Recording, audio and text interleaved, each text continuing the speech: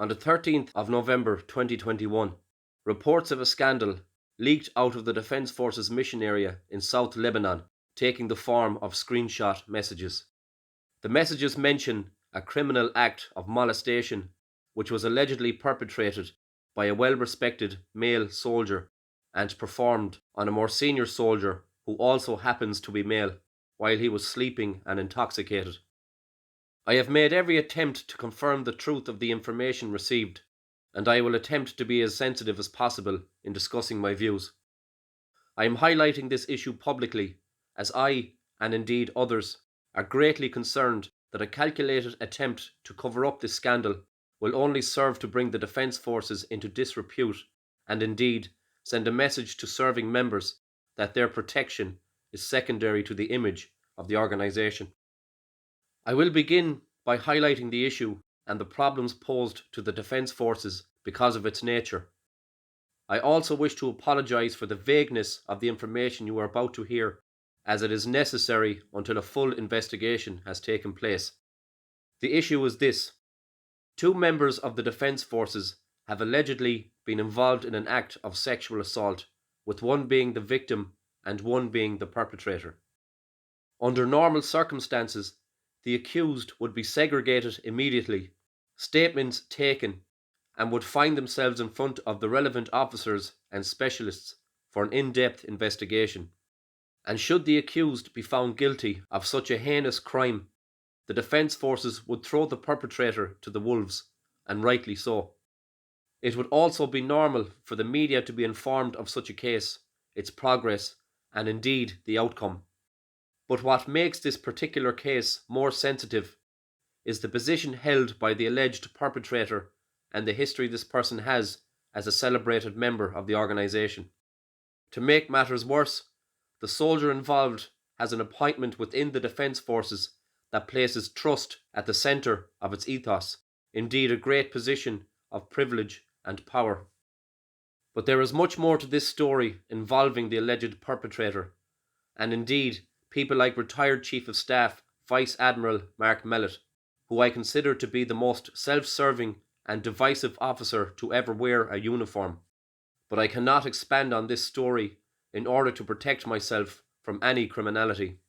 But I will say this: the recent political stance the Defence Forces has taken on certain issues has the great potential to be damaged depending on the outcome of this story. And to be honest, this position taken by the organisation not only should be damaged, but should be utterly annihilated.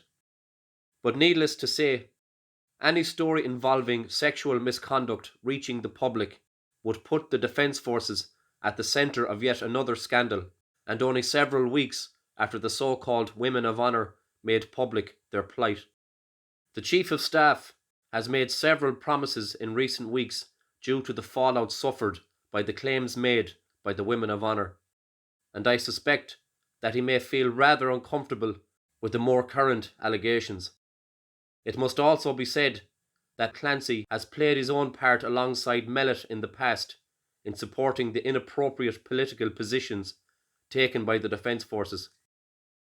You may be wondering what Mellett and Clancy have to do with the possibility of a sexual assault in Lebanon, and you would be right. The answer is absolutely nothing. But I believe, depending on how the investigation goes, both Mellett and Clancy have a stake in the outcome, and in my opinion, a share in the disgrace that may ensue. I am in contact with several members of the Defence Forces operating in Lebanon.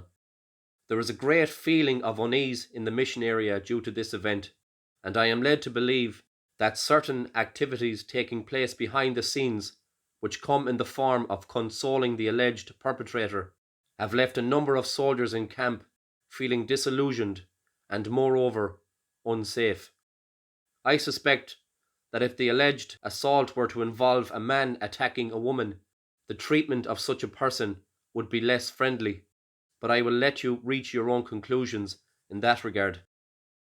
It has been speculated that due to the alleged perpetrator's position in the Defence Forces, and indeed this person's history, that the events explained in the screenshot messages and confirmed by several sources on the ground would quite simply be swept under the camouflage rug to save a national embarrassment. On the 15th of November, I received a message from Lebanon informing me that the event, which initially was a story of an alleged sexual assault, has now been marked and recorded as a drunken brawl. Needless to say, I am highly suspicious of this new redesignation, considering what is at stake. Before closing, I will say this. If the allegations are true, the full weight of both military and civilian law must be brought to bear on the guilty. And if the allegations are false, then every effort must be made to root out the party responsible for creating the rumour and punish them accordingly. I must say, however, that I am not confident in the process and those involved. In my experience, some senior officers in the Irish Defence Forces can be the most ruthless, disloyal, self-preserving cowards. While a good soldier is fixated on the mission and how its completion may serve the country, other soldiers focus on the mission and how it may benefit their careers. An individual with this rather selfish mindset is capable of going to great lengths to protect what is valuable to them. I and many others will be watching this story unfold very carefully.